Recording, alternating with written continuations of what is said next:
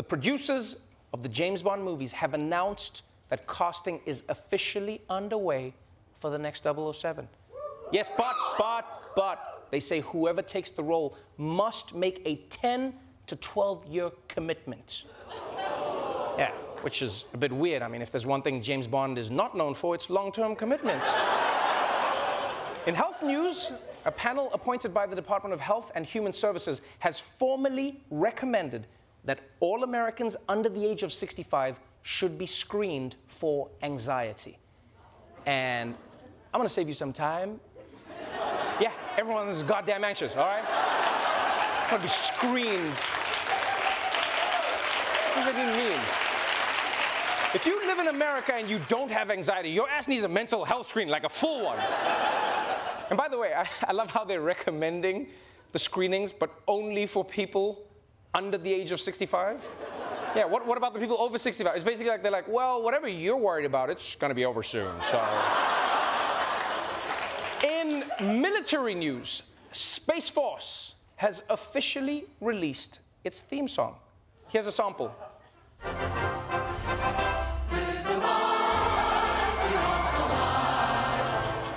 It sucks. All right, in economic news, the Federal Reserve has raised interest rates yet again, to try and get inflation under control. And I don't know, people, after 3 big interest rate increases that, like, they haven't stopped inflation. Maybe it's trying to try something different, you know? Maybe we just invite inflation to a party. Yeah, and then when it gets drunk and passes out, we draw a dick on its face. It won't change anything, but it'll be funny. Haha, inflation. All right, let's move on to some of the biggest stories of the day, starting with the only ex-president who spends more time with his lawyers than his grandkids, Donald Jurassic Trump. Now, it turns out the former president is somehow in more legal trouble than ever. And we're going to find out why in another installment of America's Most Tremendously Wanted.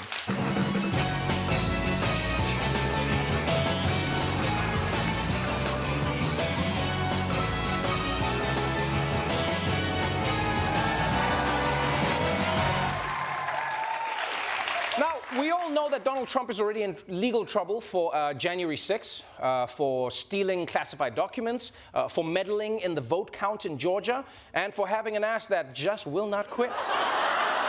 But now, he's also in big trouble with New York's Attorney General. We are in unprecedented territory once again. The New York Attorney General has just filed a sweeping fraud lawsuit against former President Trump, 3 of his adult children, and the Trump Organization. AG Letitia James says they were involved in a decade-long financial scheme that allowed Trump to falsely inflate his net worth by billions of dollars. James says the investigation uncovered some 200 examples of false valuations of Trump's assets, and she thinks this civil case will have serious criminal fallout. The pattern of fraud and deception that was used by Mr. Trump and the Trump Organization for their own financial benefit is astounding. Claiming you have money that you do not have does not amount to the art of the deal. It's the art of the steal.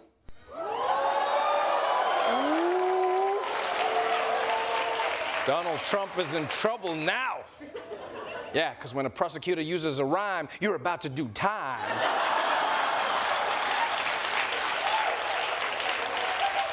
Now, I'm not going to lie, I'm not optimistic, but if half of what the Attorney General is saying is true, Trump is an even bigger con man than we all thought, because he's accused of lying about the value of his properties for decades to defraud the banks into giving him better loans, right? And these are not small amounts. They're not small amounts. For instance, Mar-a-Lago was worth $75 million. And what did Trump say it was worth? $740 million. How? Because I upgraded it, folks. Yeah. Totally upgraded. I added a rec room. It's got a foosball table and everything. He also claimed that his 11,000 square foot apartment was actually 30,000 square feet, which was a lie. So this man is going to be the first person to ever get in legal trouble for claiming his apartment is a grower, not a shower. And I've got to say, it would be so funny if this is what takes Trump down, huh? Can you imagine? He tried to overthrow the government, but then they get him for lying about having an in-unit washer-dryer. It's like, that's the thing that locks him up.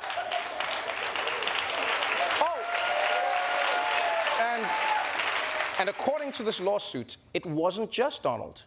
Apparently, the whole family was involved in the scheme, which is pretty disappointing. I mean, I expect this from Donald Trump, you know, and also from Don Jr. and also from Ivanka, but Eric? Well, actually, yeah, he seems like the kind of guy who would do this. All right, let's move on to some international news. And it's about Ukraine. We want to begin this morning with that breaking news out of Russia. Overnight, Vladimir Putin doubling down in his war against Ukraine. Vladimir Putin is preparing for a longer and more intense war on Ukraine. In a speech carried nationally in Russia, the president said he will put up 300,000 military reservists to active duty. Vladimir Putin's been pushed into a corner, warning the West he still has weapons of mass destruction, read that as nuclear, and he's prepared to use them. We will use all the means at our disposal to protect Russia and our people, he said. This is not a bluff. Wow. Wow, wow, seriously, Putin? Nukes, the N-word? Not cool, man, not cool. That's America's word to use. He does sound serious, though. Huh? You heard him, you heard what he said. He said, this is not a bluff.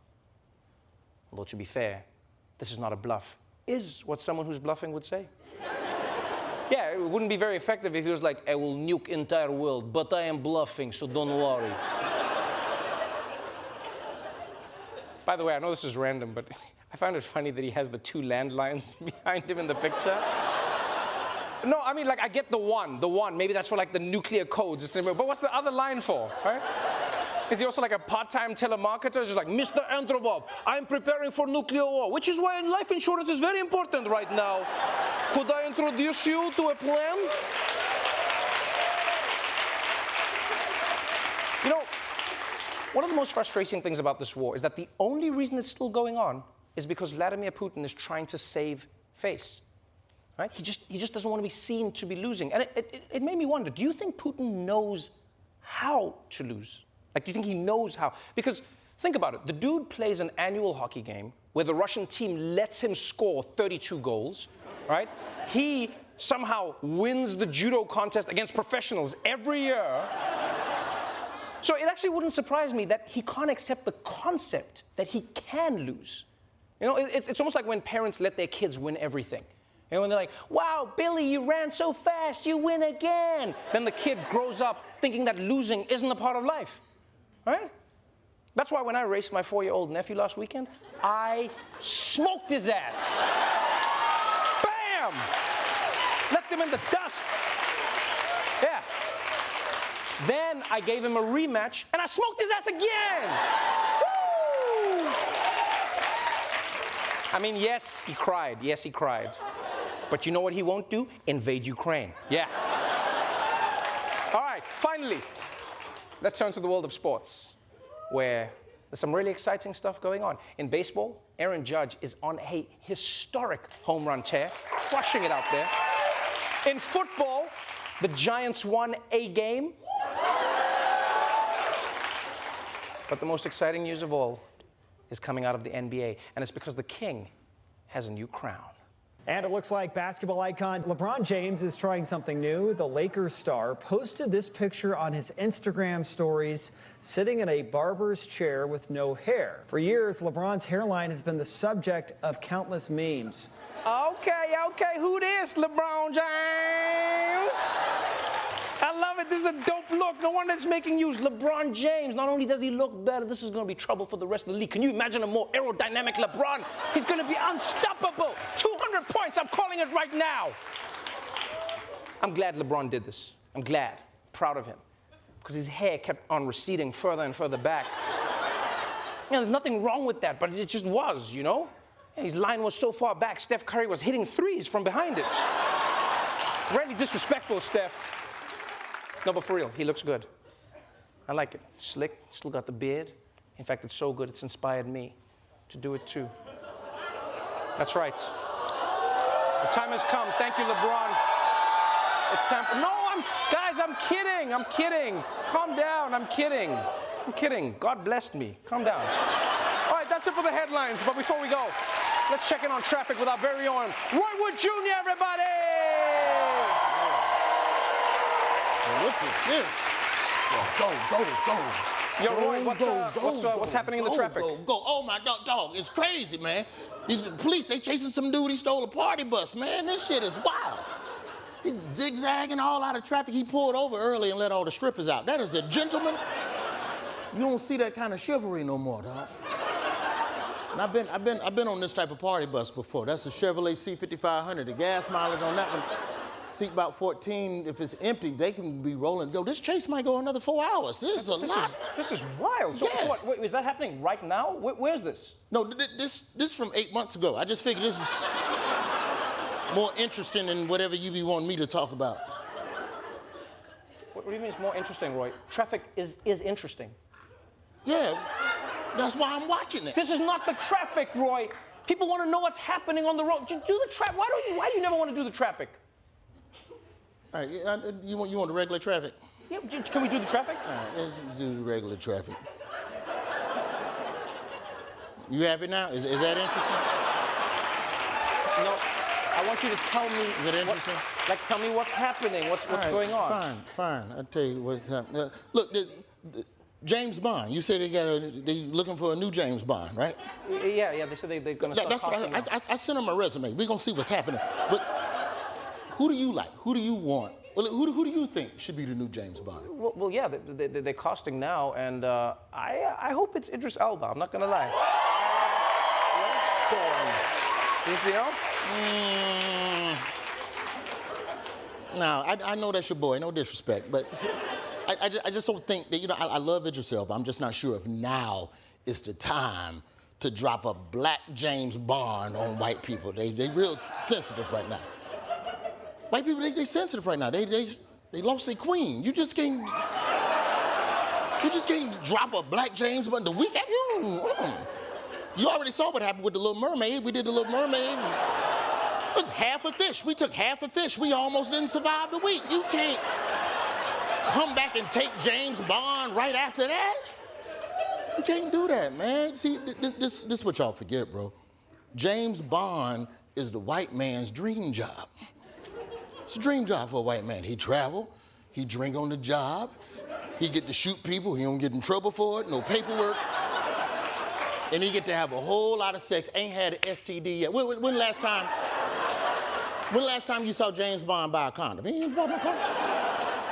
It's a dream job. So if we take that from white men, it's gonna be backlash. And I just don't know if I'm ready for the backlash that will come from getting a black James. Because if we mess with their classics, they gonna mess with our classics. That's what's gonna happen. Do you wanna lose the classics? Do you wanna lose what Ice Cube and Chris Tucker created? What do you mean? Huh? What do you mean? Do you want a White Friday? Because that's what's gonna happen. If we get a black James Bond, they get a White Friday, and I don't want that. Is that what you want? You want Mark Wahlberg riding around the hood with Timothy Chalamet?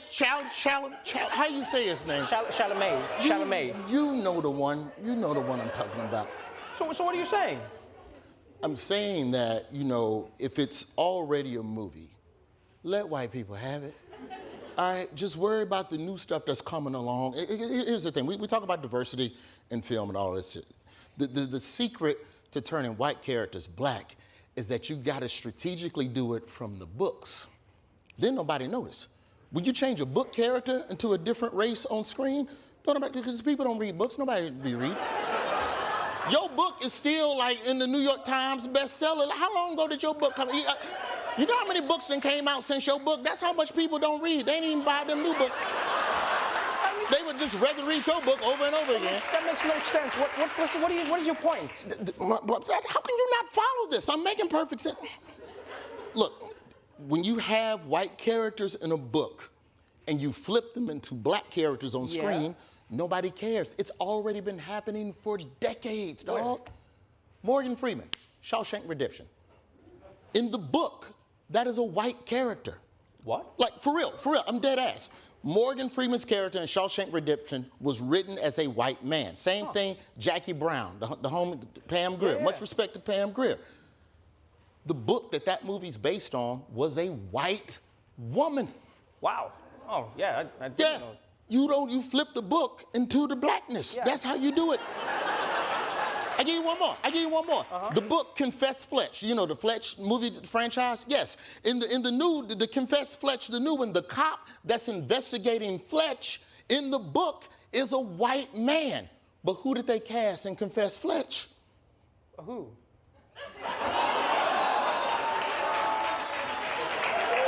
I'm just saying.